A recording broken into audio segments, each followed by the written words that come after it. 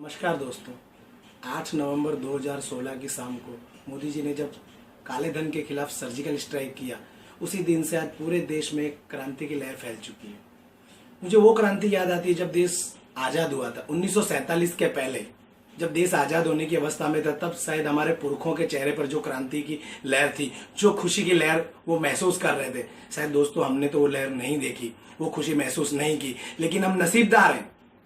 मैं आपसे कहना चाहता हूँ कि आज 70 साल बाद फिर से वही खुशी की लहर हमारे चेहरे पर फिर हिंदुस्तान उस खुशी की लहर से दौड़ रहा है।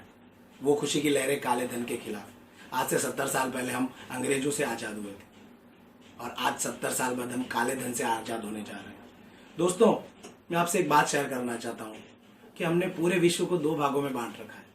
पूरी दुनिया ने, हम पहले मुल्कों की सीमा में बटे हुए, 70 साल से हिंदुस्तान पाकिस्तान के खिलाफ है, पाकिस्तान हिंदुस्तान के खिलाफ है। क्या है ये? अब जब हम नीचे आते हैं तो हमारा देश मराठी, गुजराती, राजस्थानी, पंजाबी उसमें बटा हुआ है। हम उससे और नीचे आते हैं तो हिंदू मुसलमान में बटा हुआ है। कहीं हम देख रहे हैं तो अब तक नई लड़ाई शुरू हो गई, दलितों की और सुराणों की लड़ाई शुरू हो गई है। क्या है? हम बंटना ही चाहते हैं? नहीं, ये पॉलिटिशियन समझो या कुछ असामाजिक तत्व, ये हमको जान चुके हैं कि अगर दुनिया पे राज करना है तो इनको बांट के चलो। यानी हमको हर मुद्दे पर बांटना चाहते हैं, रोज नया मुद्दा ले आते हैं। हम हिंदू मुसलमान से उभरते हैं तो दलित और श्रमिक का ले आते हैं, हम इससे उभरते हैं तो मुद्दा ले आते हैं। बांटना राजनीति होगी। दोस्तों, मैं आपसे कहूं कि जब देश आजाद होने वाला था और आजादी की लड़ाई चल रही थी, तब देश सिर्फ एक ही चीज में बटा हुआ था और वो था अंग्रेज और हिंदुस्तान। हिंदुस्तान अंग्रेजों के खिलाफ था, चाहे वो कोई भी अंग्रेज हो, पूरा हिंदुस्तान। वैसे ही आज 70 साल बाद मैं दोस्तों कहना चाहता हूं, फिर से एक वो चीज आई है, फिर से वो मोड़ आया कि अब सिर्फ अच्छाई और बुराई के बीच लड़ाई है। दोस्तों, अभी ये कुछ दिनों से मीडिया में चल रहा है कि गरीब लोग लाइन में खड़े, बड़े बड़े पॉलिटिशियन ये एक अफवाह फैला रहे हैं कि गरीब लोग परेशान हैं। मुझे दोस्तों एक बात शेयर करने का मन हुआ आपसे कि कहीं दोबारा ये नया मोड़ ना आ जाए कि अमीर और गरीबों के बीच में ये लड़ाई आकर खड़ी हो जाए कि सिर्फ गरीब लोग अच्छे हैं, सभी अमीर काला धन लिए बैठे। नहीं दोस्तों, ये काले धन की लड़ाई एक तीसरा मुद्दा है। अमीर और गरीब का मुद्दा नहीं है ये। कोई अमीर काला धन लेके नहीं बैठा होता है। अगर काला धन अमीरों के पास होता है तो सभी बिजनेसमैन हमारे बड़े बड़े जो टाटा बिरला है वो सब बेकार हो जाते। नहीं दोस्तों, ऐसा नहीं है। काला धन रखने वाला सिर्फ एक असामाजिक तत्व होता है। इसलिए इस बार पहली बार लड़ाई अंग्रेजों के खिलाफ थी, वैसी ये लड़ाई बुरे लोगों के खिलाफ है। मैं नंबर के साथ आपको गिनवाना चाहता हूँ। इस देश में जितने भी असामाजिक तत्व हैं, चाहे वो आपके आसपास रहते हो, चाहे समाज के हों, वो असामाजिक तत्व काले धन का उपयोग करते हैं। नक्सलवाद जो हमारे असम में, ये छत्तीसगढ़ में पनप रहा है और कितने वर्षों से वहां का नासूर बना हुआ है, वो काले धन से चल रहा है। और मोदी जी ने जो बात कही, जो आतंकवाद है, जो हमारे देश में आतंकवादी आते हैं और महीनों तक रैकी करते हैं और घूमते फिरते, वो क्रेडिट कार्ड यूज नहीं करते दोस्तों, वो इसी काले धन के बलबूते में पनप रहे हैं। तो दोस्तों, मैं ये कहना चाहता हूं कि ये काला धन उनकी जड़ है। आप 70 साल से सभी की चर्चा का विषय है कि इलेक्शन आते हैं और पैसे बांटे जाते हैं। वो पैसे कौन से होते हैं? वो भी असामाजिक तत्वों को बांटे जाने वाले पैसे काला धन होता है। कभी भी कोई मिनिस्टर, कोई नेता, कोई असामाजिक तत्व इलेक्शन में किसी को क्रेडिट कार्ड से पैसे बैंक में डाइवर्ट नहीं करता है।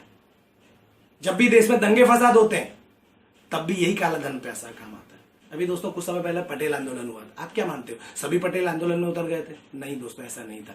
काला धन यूज करके कुछ लोगों को बरगलाया जाता है, कुछ लोगों को मार्केट में लॉन्च किया जाता है ये दंगे फसाद करवाने के लिए। सिर्फ सबको पता है, हम पूरा देश जानता है। लेकिन उस काले धन की मैं परिभाषा जरा क्लियर कर दूं। बस ये काला धन वहां यूज होता है जहां जहां हमारी हानि होती है। जब इलेक्शन आएगा, पैसा बांटा जाएगा, तब ये काला धन यूज होगा। जब जब दंगे फसाद होंगे तब ये काला धन यूज होगा। कोई भी गरीब आदमी दंगे फसाद करने नहीं जाता, ना कोई अमीर आदमी दंगे फसाद करने जाता है। जब जब आतंकवाद की गतिविधियां होती तब ये काला धन यूज होता है और हमारे नक्सलवाद में काला धन यूज होता है।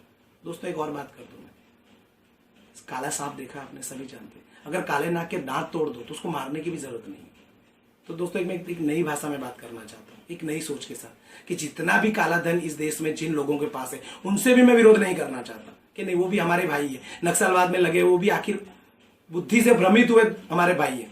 अगर उनका काला धन उनसे छीन लिया जाए, जिसको मोदी जी ने बिल्कुल कागज के टुकड़े करार दे दिया गया, जिन पॉलिटिशियनों के पास 70 सालों से काला धन है और आप हर साल हर इलेक्शन में यही बयान करते कि काला धन बढ़ता है और इलेक्शन जीत जाते हैं, तो दोस्तों हमको खुश होना चाहिए। क्या वो काला धन कागज हो गया? अब वो काला धन इलेक्शन में यूज नहीं हो पाएगा। तो दोस्तों, मैं आपसे ये बात इसलिए शेयर करना चाहता था कि ये अमीर और गरीब की लड़ाई नहीं है। कहीं इस मुद्दे को भटका के हम फिर अमीर और लड़ाई की गहराई में ना चले जाए। नहीं, अमीर भी कोई काला धन नहीं रखता है, गरीब भी कोई काला धन नहीं। ईमानदारी से कमाकर अमीर भी अमीर हो सकता है, लेकिन एक काला धन सिर्फ वो काला धन है जो असामाजिक कामों में काम आ रहा है और हर अमीर को, हर गरीब को परेशान कर रहा है। दंगे फसाद हो, आतंकवाद हो, नक्सलवाद हो, चाहे आपके आसपास गली मोहल्लों में। एक छोटा शब्द आपने सबने सुना होगा, मुझे उसका ज्यादा विश्लेषण पता नहीं, सुपारी शब्द कहते हैं। किसी को मारने के लिए, किसी जमीन खाली करवाने के लिए, किसी भी असामाजिक काम के लिए अगर पैसा यूज होता है, वो भी काला धन है। आप जानते हो, अगर उन सब से वो काला धन सिर्फ छीन लिया जाए तो हमारे देश की समस्या ही नहीं रहती। इसलिए दोस्तों, मोदी जी ने 70 साल में पहली बार हमें जोड़ने का काम किया, नहीं तोड़ने का काम। यानी हम पूरा हिंदुस्तान एक होकर, अब सिर्फ जैसे अंग्रेज और हिंदुस्तान के खिलाफ लड़ाई थी, वैसे आज पहली बार अच्छाई और बुराई के खिलाफ लड़ाई है। इसलिए हमको ये जवाब देना है कि हम अच्छाई के फेवर में हैं या बुराई के फेवर में। अगर काला धन का फेवर करते हैं तो समझ लीजिए हम आज भी असामाजिक तत्वों के, नक्सलवाद के फेवर में और आतंकवाद के फेवर में। और आज भी अगर हम काला धन के खिलाफ है, इसका मतलब अच्छाई के लोगों का साथ देना चाहते हैं। धन्यवाद।